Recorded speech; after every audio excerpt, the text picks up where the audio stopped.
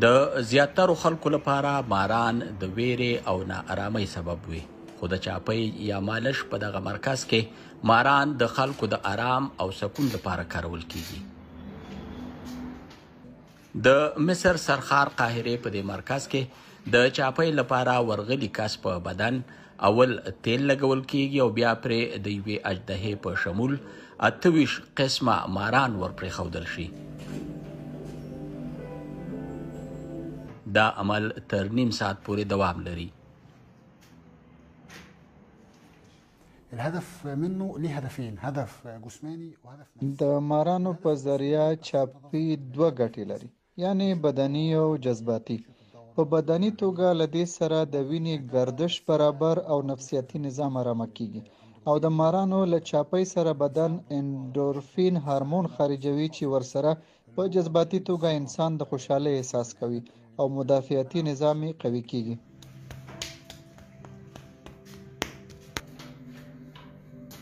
د دې مرکز په اړه خلک په ټولنیزو رسنیو معلومات ترلاسه کوي او بیا له صفوات د چاپۍ لپاره وخت اخلي. اول زه ویرېدم چې ماران مې په بدن ګرځېدل، بوږنېدم، خو بیا ورو ورو مې بدن ارامه کېدل شروع شو.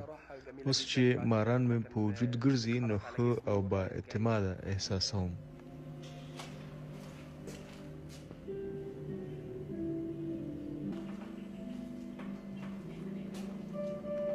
صفوات سیدکي وایي دوی د دې چاپۍ لپاره بې زهرو ماران کاروي.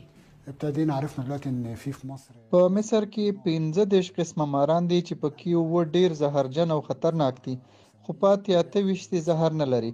نو موږ د چاپۍ لپاره دغه بې زهرو ماران استعمالوو. بیا چې د کومو مارانو عمر زیات شي له هغوی تیل وباسو او په هغې د خلکو مالش کوو.